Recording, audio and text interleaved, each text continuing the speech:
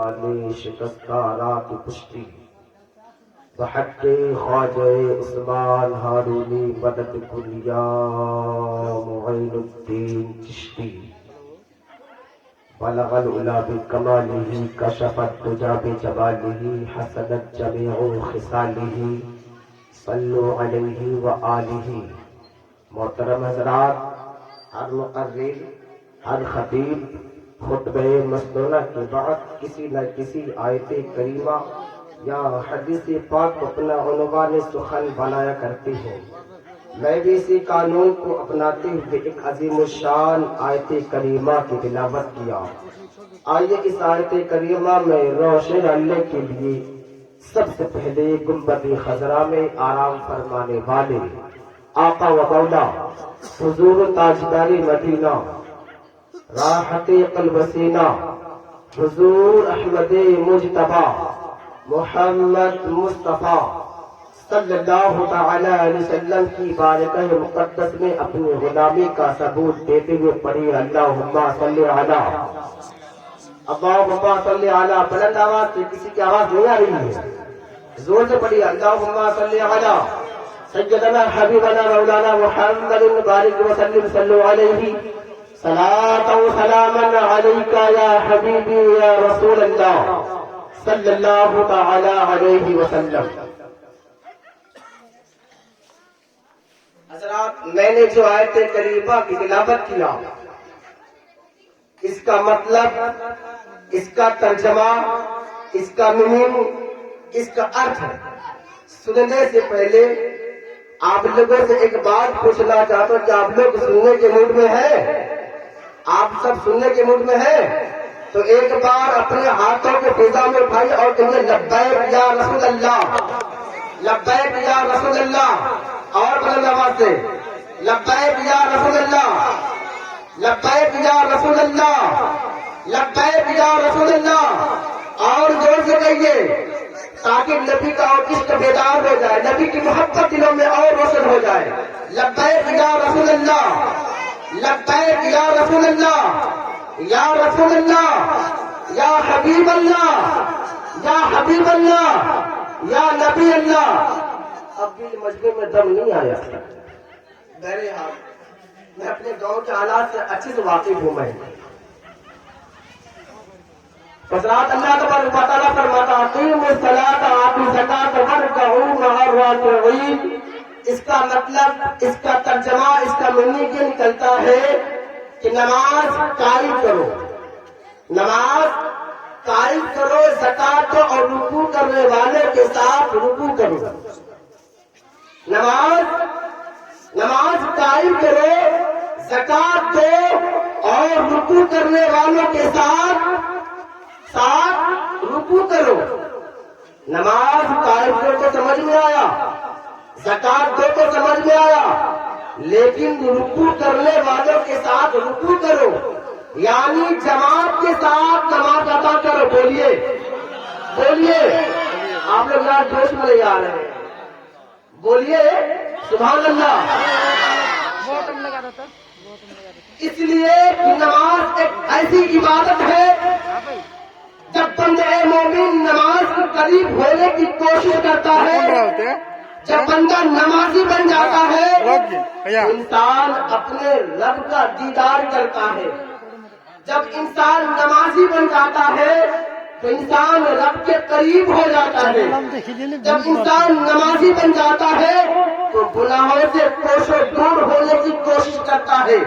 برادران ملت اسلامیہ، نماز قرب الہی کا ذریعہ ہے۔ جب تک انسان نمازی نہیں بنتا ہے تو ہر ایک گناہوں کے دلدل میں پھنسا رہتا ہے۔ آپ لوگوں نے دیکھا ہوگا کہ جب تک انسان نمازی نہیں بنتا ہے، وہ اس سے پہلے ان کے اندر تمام گناہ موجود ہوتا ہے۔ وہ شراب بھی پینے کی کوشش کرتا اور پیتا بھی ہے، زنا بھی کرتا ہے، چوری بھی کرتا ہے، چغل خوری بھی کرتا ہے، لیکن جب بندہ نمازی بن جاتا ہے تمام بری عادتوں سے دور ہونے کی کوشش کرتا ہے۔ اس لیے اللہ تبارک و تعالیٰ کے پیارے محبوب مصطفیٰ جان رحمت کی بارگاہ میں ایک شخص آیا اور عرض کیا یا حبیبی یا رسول اللہ صلی اللہ تعالی علیہ وسلم، آپ کے پیچھے ایک شخص ہے جو کہ نماز ادا کرتا ہے، 5 وقت کی نماز پڑھتا ہے، لیکن وہ چغلی بھی کرتا ہے، لوگوں کی برائی بھی کرتا ہے، اور اس کے اندر برے فعل بھی موجود ہے۔ تو میرے آقا نے ارشاد فرمایا، اے میرے صحابہ، آپ اس کا غم نہ کریں، اس لیے اب وہ بندہ نمازی بن چکا ہے، اب وہ نماز پڑھنا شروع کر دیا ہے، دیکھنا انشاءاللہ اسے نماز ایک دن تمام بری عادتوں سے بچا لے گی۔ برادران ملت اسلامیہ، لیکن افسوس، سخت افسوس اس بات کی ہے کہ آج ہم نماز سے لاپرواہ ہو گئے ہیں۔ آج ہمیں نماز سے مطلب نہیں ہے، آج ہمیں شریعت مصطفیٰ سے مطلب نہیں ہے، آج ہم سنت مصطفیٰ سے ہٹ کر زندگی گزار رہے ہیں۔ یہ بڑی افسوس کی بات ہے۔ اللہ نے ہمیں مسلمانوں کے گھر میں پیدا کیا ہے۔ جانتے ہیں جب اللہ تبارک و تعالیٰ جب اپنے بندے کو دنیا میں بھیجتا ہے تو وعدہ کرتا ہے، پتہ ہے وعدہ کیا ہوتا ہے؟ مولا جب میں دنیا میں جاؤں گا نا تو صرف اور صرف تیری ہی عبادت کروں گا۔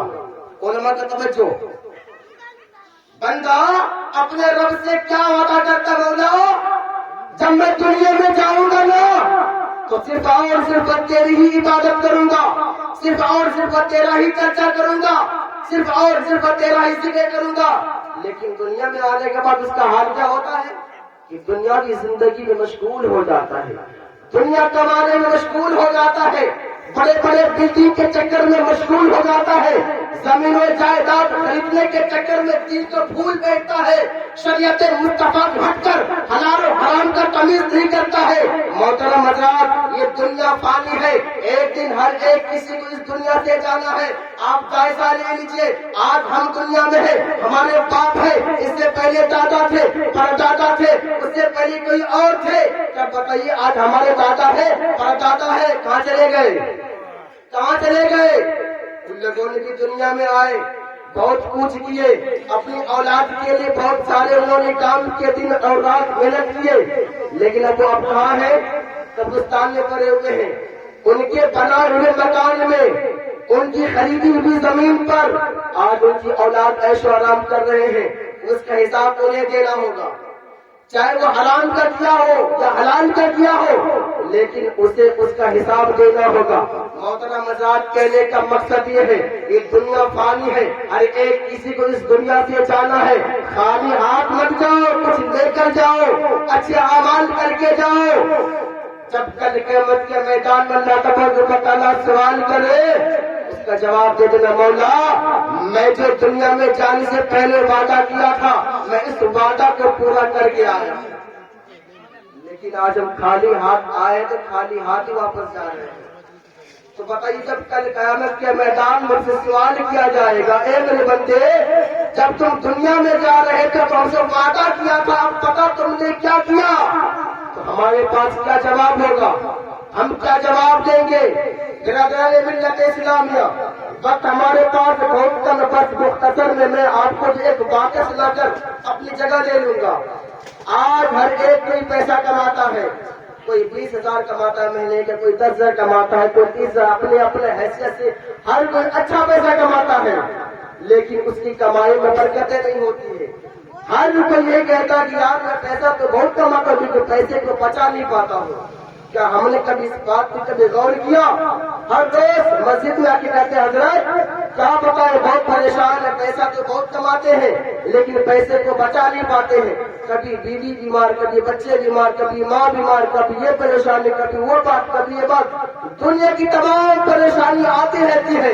ملت اسلامیہ، ایسے ایک مرتبہ سرکار غوث اعظم کی بارگاہ میں ایک مرید آیا اور عرض کیا حضور میرے گھر میں غریبی آ گئی ہے، سرکار میں بہت پریشان رہتا ہوں، میں پیسہ تو بہت کماتا ہوں لیکن پیسے کو بچا نہیں پاتا ہوں، سرکار مجھے کوئی وظیفہ بتائیے، میرے حق میں دعا فرمائیے، میں بہت پریشان رہتا ہوں۔ سرکار غوث اعظم نے فرمایا اے شخص کیا تمہارا گھر راستے کے قریب میں ہے؟ وہ شخص نے عرض کیا جی حضور ہاں میرا گھر راستے کے قریب میں ہے. سرکار غوث اعظم نے فرمایا اے شخص جا اپنے گھر کے دروازے پہ پردہ ڈال دے. محترم حضرات وہ شخص اپنے گھر کو آتا ہے, اپنے من میں سوچنے لگتا ہے یار سرکار غوث اعظم نے نہ تو کوئی وظیفہ بتایا, نہ تو میرے حق میں دعا فرمایا, نہ تو تعویذ دیا, صرف اتنا فرمایا جا اپنے گھر کے دروازے پہ پردہ ڈال دینا. پردہ ڈالنے کا مطلب کیا ہے, اس کا وجہ کیا ہے؟ برادران ملت اسلامیہ وہ بات تو ایسے ویسے لوگوں کی نہیں تھی بلکہ پیران پیر کی بات تھی, روشن ضمیر کی بات تھی, قطب ربانی کی بات تھی, شہباز لمکانی کی بات تھی, سیدنا غوث پاک کی بات تھی. محترم حضرات وہ سرکار غوث اعظم کے مرید اپنے گھر کے دروازے پہ پردہ لگا دیا. پردہ ڈالنا نہیں تھا کہ کچھ ہی دنوں کے بعد اس کے گھر سے غریبی دور ہو جاتی ہے, اس کے گھر سے تنگی دور ہو جاتی ہے, تمام پریشانیاں ختم ہو جاتی ہے. محترم حضرات پھر کچھ ہی دنوں کے بعد وہ شخص جو ہے سرکار غوث اعظم کی بارگاہ میں کچھ تحفہ لے کر آتا ہے اور عرض کرتا حضور مجھے بات سمجھ میں نہیں آئی, آخر بات کیا ہے؟